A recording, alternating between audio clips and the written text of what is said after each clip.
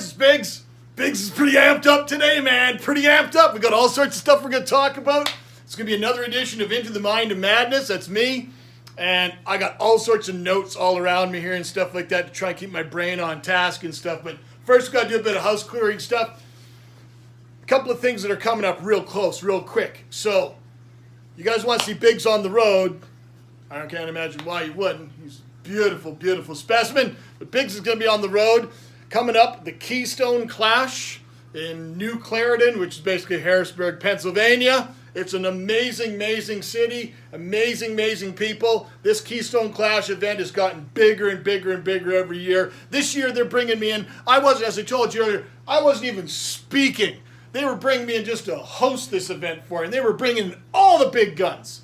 Well, you got Dr. Paul Loisel, you got Dr. Thomas Walczyk, Rachel O'Leary is coming, Jennifer Williams. Those two wonderful ladies are going to be doing an aquascape demo as well. Legend himself, Mr. Rusty Wessel from Louisville is coming in. He's going to be in the house. Dave Ramsey is going to be talking to us all about killies and stuff. This is a fully sanctioned ACA show, a fully sanctioned AKA show, the Killifish groups. This is going to be a monstrous event.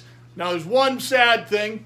One person, Mr. The Joey Mullen, the king of DIY, he had to pull out due to some family reasons and stuff like that. Much respect for you, man. That's good that you gave some notice and stuff. But now they've asked Biggs the Mad Aquarist to fill the shoes, come and do a talk. So Biggs is going to be doing a talk on Saturday night.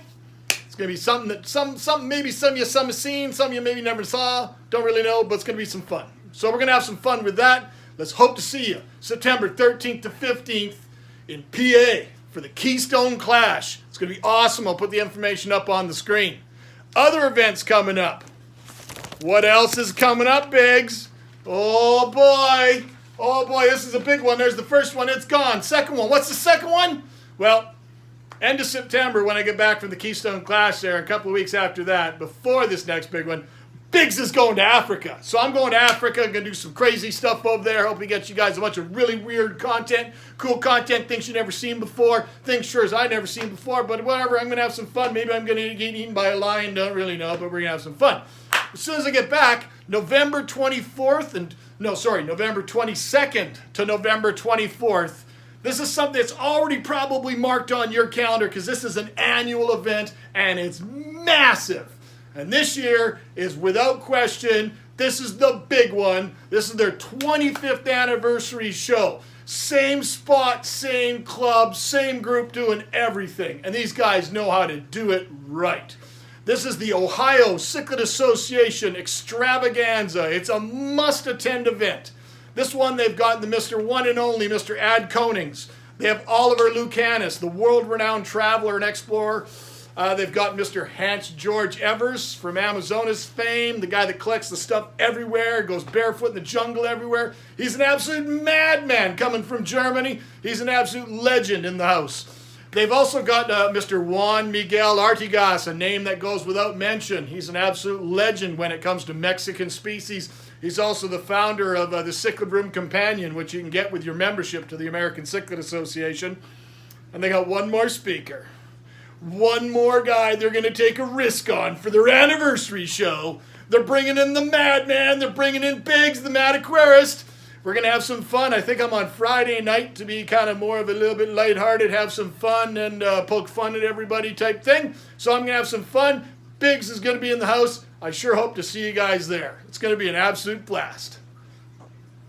Now, I was sitting here going through some research and doing some stuff, and I thought I'd check the channel, and there's a couple of things on the channel, a couple of comments and stuff that I've gotten from some people that really, really amped me up and stuff. So part of today, going into the madness, besides the announcement you got earlier, is I'm going to go into detail about spawning of certain fishes and some of the new techniques and some, people being a bit more creative and a bit more out of the box. And there was one comment on one of my videos earlier this week, on the video pertaining to Into the Mind of Madness, where we talked about spawning techniques and stuff. And there was one particular comment from a lovely young lady who goes by the name of Oddball Aquatics. Her name is Haley Cox. She's from Indiana. And this lovely young lady sent me a message over my Facebook page, through my Mad Aquarist Facebook page. And we've been talking a little bit, and it takes a lot for me to just get up and be like, wow, this person's like really amped up, really, really stoked, really excited about this project and stuff. And I'm like, cool. You know, like to me, I know that I'm out there, I'm nerd on a level that most people can't even comprehend. And some of the things that I do and some of the things that I've tried, I've been doing it my whole life. But whenever I come across one of those rare gems, one of those people out there, you can't help but encourage them and stuff. And she's passionate about, not about just fish. She's passionate about one specific fish. That's pretty specific. And the fish she really, really likes, I'm not even going to try the Latin name on my own because it's just going to be absolutely butchered. But everybody knows what the reed fish or the rope fish. I'll post a couple of good pictures and some video and stuff like that of what they are and stuff. But she's been working with these fish for a couple of years now. And she is so passionate that she wants to literally do whatever it takes to breed this fish. She shared with me a little bit of a video of one of her more advanced setups that she's trying to work with to try and get these things breeding. She's been in direct contact with people at the University of Nigeria that have worked with this species in their university studies and so forth. She's out there, man, and it's super, super amazing. Haley, to you, absolute massive, massive thumbs up. Let's give you dumb thumbs up. Let me give you double guns. You're amazing. I'm absolutely super pumped that you're this excited about this thing. This woman knows so much about this particular fish. She's looking at all the details. She's finding out that this species can breathe. She knows that the species can breathe air. It can come out. This might be one of those missing link fish as the evolutionary thing. This thing's been around since the dinosaur times. It's as old as the sharks. It has traits that are similar to the sharks and stuff like that. It has this organ in its face. It's called the ampullae or Lorenzi organ and stuff, and it's something that sharks have. I have no idea what the hell that even is, Haley. You totally beat them at Aquarist on and make them look like a punk because I have no idea what we're even talking about. I do remember, and I mentioned to her that I seem to remember that there was a gentleman, for some reason I thought it was somewhere in Asia, had bred them in the late 80s, early 80s, early 90s, something like that. And I thought it was in one of the fish magazines. But I may have been mistaken because I do remember there was a gentleman that was breeding some of the different Bashirs, the ornate Bashirs and some of those other ones years and years and years ago. Now they're all commercially farming those. However, this species, this reed fish or rope fish, even though it's distantly related to the polypterids and stuff and the other Bashirs, it is actually in a monotypic genus, meaning it's in a genus entirely on its own, and it's evolution. It's very, very different. It's a very, very unique and different species and stuff like that. They're talking about a species that has, lives in absolutely some of the worst possible conditions, lives in absolute uninhabitable type swamps, and developed this ability to come out of water. It's incredibly threatened to be from the palm oil and oil refineries and stuff and everything like that, deforestation, as most species in the world are. So it's definitely a species worthy of consideration, worthy of doing and putting this effort into. So everybody else, I think if we could all take a little piece from Haley and put it into our fish rooms, I think we'd be 1,000,000% better. So keep it up, Haley. That's absolutely amazing. Like, who else would even know that this species, this living fossil, would come from an area on the planet that receives the most lightning on anywhere else on the planet? This spot where this species inhabits. Who would know that sort of stuff? Haley does. How come you don't? Well, you do now. I know now because of Haley. Haley makes this better. That's really, really cool stuff. And those type of things are what drive me all the time. Now, you guys remember in some of the other videos I was talking about how I spent, 13, 14, 15, 17 years working on that Neolamprologus tretycephalus. Totally butchered that. Neolamprologus sexfasciatus, the blue form, not tretycephalus. But those are the things that drive me. I think it was the late 80s when that brand new Pike cichlid came out. There was a whole pile of new Pike cichlids coming out of the Shingu system. And there was that one big Pike cichlid that went by a lot of stupid names in the trade. Orange French fry Pike. But regardless, it was the color of a Japanese orange. It was bright, bright orange with black lines in its juvenile phase. And then when it reached about 10 inches to a foot, they started to morph over into more of the standard style salami Pike type thing.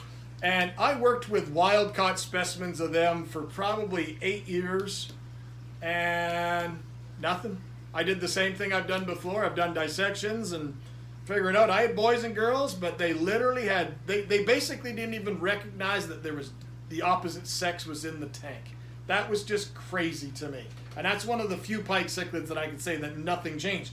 Now, when we think about that, trying to figure out the pieces of puzzles, just linking to that particular species, knowing where it comes from, with all the stuff that's in the news and everything that's been happening with the Xingu system in Brazil and the Tocantins regions, with all these dams and the habitat destruction, a lot of species are badly threatened. It's not necessarily just the species that inhabit that exact spot.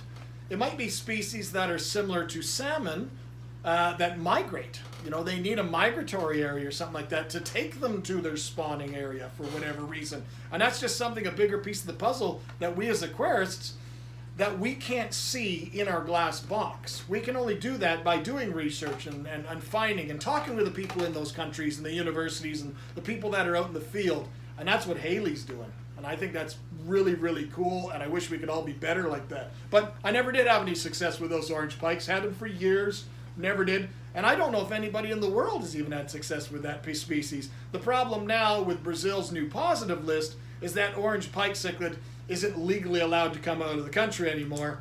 And with all those dams and everything like that, I don't even ever hear of them even being caught. You know, maybe someone like Oliver Lucanis, who goes to those regions quite often, and I'm going to see him in November at the OCA, I'm going to ask him that. And he might know. He might say they're plentiful. I don't even know. But that's a really, really cool fish, and it's a gorgeous fish, and it's just sad to me that it's not available in the trade. Now, other people that I've met, the things that drive me, there's a gentleman that I've spoken about in some of my talks, in one of my Florida talks, and he lives near Tampa, I know, because I just saw him when I was down there. I didn't even recognize him at first. But this guy's actually a disposed Canadian, and for those people that have seen me do my talk on Florida, that have heard me talk about him, I refer to him as the mad scientist. This is a guy that I want to literally climb into his brain and just spend a week or two. I just want to live there. This guy is crazy for fish. And the things that this guy can do and has done are leagues above most of us. And the gentleman in question I'm speaking about is none other than Mr. Andreas Ryan. Bioaquatica is, I believe, the name of his company. And this is the guy that if you're a Florida fish farmer or the University of Florida or anything like that, Florida aquaculture, and you want a new species introduced that nobody in the world can seem to breed, they just give it to Andreas and, you know, he breeds it right away like nothing in there. And then all of a sudden it's plentiful in the trade. This is the guy that cracked all those new weird rasboras years and years ago. He breeds clown loaches on a regular basis. You know, just nobody else in the world does it. He breeds cardinals on a regular basis just because he can. You know, this guy's a madman. But down there in the South, in its infancy, when they were talking about one of the tools of the trade that became available that's always been in fisheries but was never really in aquaculture for tropical fish was the use of hormone induction. And they talked about a product that was used in the salmon trade called Ovaprim. Now, it is registered. It is very, very much regulated. You can't just go into any fish store and buy it and all of a sudden just start injecting your fish with it and stuff like that. It is regulated, and for that, I applaud the industry. That's something that it should definitely be there. But from a scientific standpoint, understanding and working with those things to try and figure out that piece of the puzzle is absolutely critical. And I applaud people like Haley and Andreas and all you guys out there, all these tinkerers, these basement breeders. It doesn't matter if you got 1 tank or 1,000 tanks. I've said it before. It doesn't matter. It's what you put into it, the time you put into it, the keen observational skills, watching what's happening, working with what's happening. You know, that's the thing that's going to come out. And that is going to be the key to success in breeding fish that everyone says, oh, that's never been done. Nobody can do that. You know, I remember when I was breeding piranhas in those couple of species of piranhas in like the 80s. Everyone, that was just insane. Nobody ever did that. Why would you breed piranhas? Well, it just kind of happened by fluke the first time. It's not like I set out with a whole pile of knowledge and set out to breed piranhas. No, it just kind of happened the first time. And then I started looking into it more and more and more. And after one, I looked into it more, and then I started setting out better. And my yields got bigger and bigger, and it just became really, really cool. And then in taking that information of how I bred them, I used it to breed different things like silver dollars and the big red hook silver dollars. You know, when you're talking a fish that's this big and it's breeding, well, they honestly didn't breed. They're a cyprinid. They're a big tetra, for all intents and purposes, a characin. But for all intents and purposes, they didn't breed anything different than carp. They were just messy egg scatterers. It's just on a much bigger scale. So if you've got 10-gallon tanks, maybe that's not the fish for you. But you got, all sorts of other tank size, a myriad of tank shapes and stuff like that. And you're a generalist and you're kind of interested in everything. Well, that's cool. Then give some other things a try. Who's going to be the first to breed some of the different bushfish and weird near things? Haley's going to be the first to breed the reed fish. That's off the table. You don't get that one anymore. But there's so many other things out there.